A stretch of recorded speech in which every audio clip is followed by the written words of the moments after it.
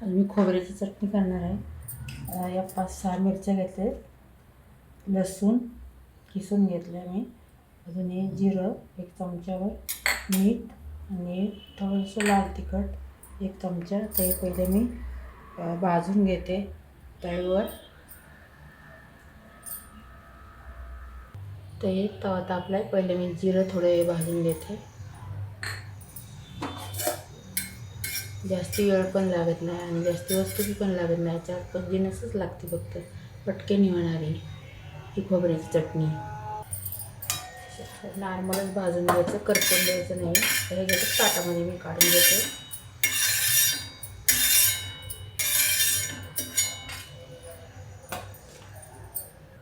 आता खोबरं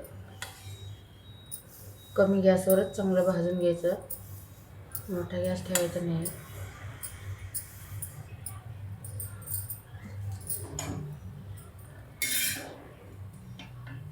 एक नंबर चटणी होते, अगदी भारी खोबऱ्याची. वरण भात त्याच्यावर चटणी खोबऱ्याची, ते छान लागतं. ते तेल बी याच्यात टाकायचं नाही, कारण का खोबऱ्याला तेल सुटतंच. असंच भाजून घ्यायचं बिना तेलाचं.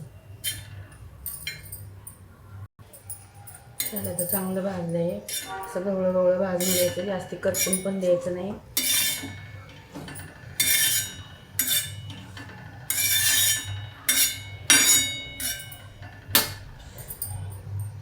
हे मिरच्या ह्याच्यात भाजून घेतो.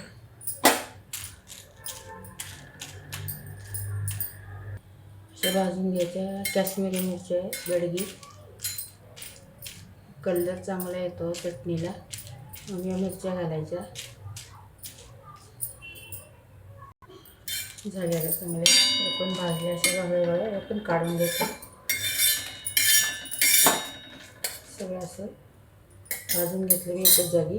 गॅस बंद करते, थंड होते, मग वाटून घेते. जरा थंड झाले ते मिरच्याच्या तोडून टाकायच्या याच्यामध्ये, तुकडे करून.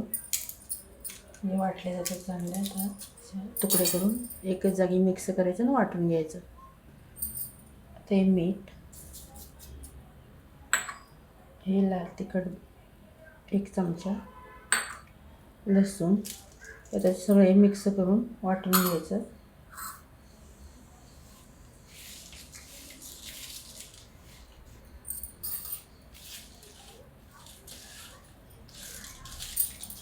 तर वाटून घेते, मिक्स करून मी तर वाटून घेते.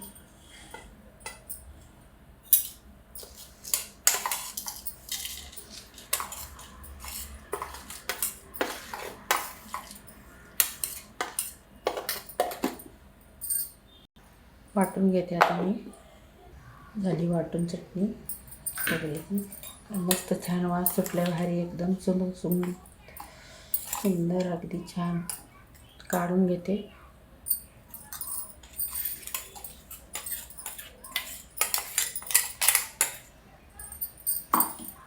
मस्त झाली खोबऱ्याची चटणी. भरून ठेवते असं ह्याच्यामध्ये, भरणीमध्ये चिकमतीचं.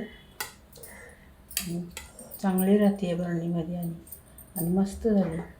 8-10 दिवस टिकते चांगली. थोडी थोडी करून ठेवायची अशी. जास्ती दिवस ठेवली जास्ती करून तर ती फिक्की पडते.